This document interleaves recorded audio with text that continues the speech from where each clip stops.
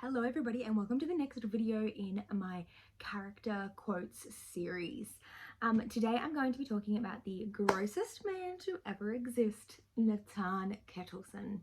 And in no particular order, I am going to read 5 of my favorite quotes that describe him.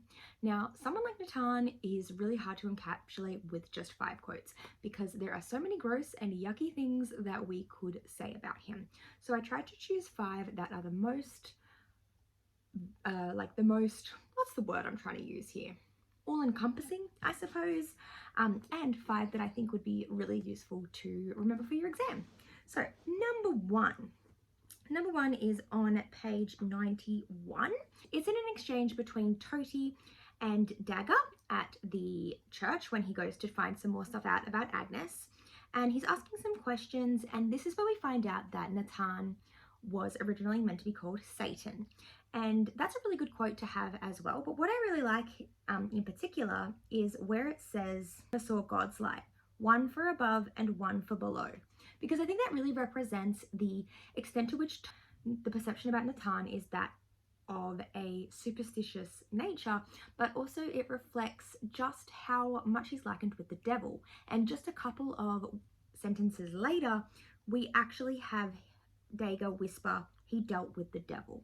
So it shows the link between him and that of Satan, which of course represents the cultural assumption of religion and the values of the society. The second one shows the extent to which Agnes is delusional with peace and love, and also the extent to which she is cast under Natan's spell, because the way that she describes him on page 221 is the famous Natan Kettleson, a man who could bleed the sap of sickness from the limbs of the ill, who had been with the famous poet Rosa, who had heard the bells of Copenhagen and taught himself Latin. An extraordinary man, a saga man, had chosen me. And I like this because it is dripping in irony. He didn't choose Agnes, which obviously we find out later in the text, and I guess we actually would know that by this point in the text anyway. I quite like the description of him being a saga man because at some point in the text we also have Margaret saying these are not saga times, and we know because we spoke about this in class that the sagas almost set Agnes up for this false sense of reality in terms of the, I guess, dramatization of her relationship.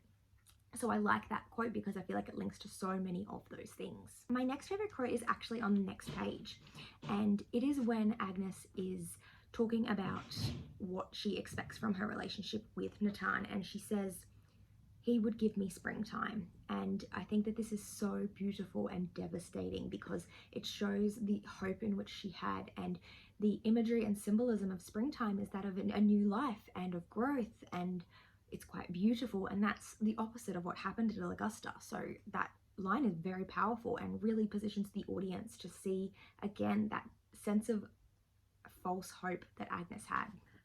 Lucky Last is on page 119, and we learn this through Agnes's narrative viewpoint, and she is reflecting on her time with Natan, but also she is acknowledging how she feels about being with the family at Kwanzaa. She's talking about being quite nervous, and she is reflecting on a dream that she just had of the execution. And I quite like this quote because it looks at the motif of dreams, because we know that that's all throughout the text and a really important concept that exists, but also it represents Natan really well. So Agnes says, "Natan always believed dreams meant something. Strange for a man who could so easily laugh at the word of God, to trust instead in the simmering darkness of his own sleeping hours.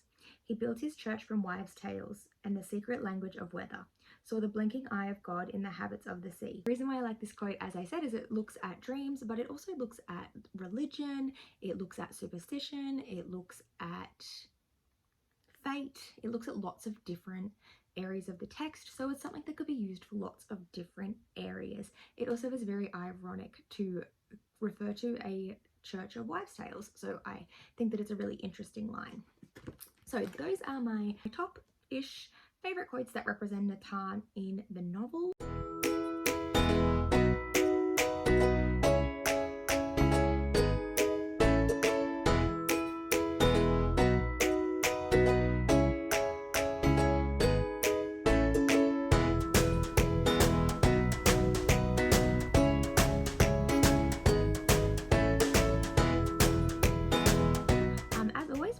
love to know what yours are. Send me an email and write an essay and send it to me. Goodbye.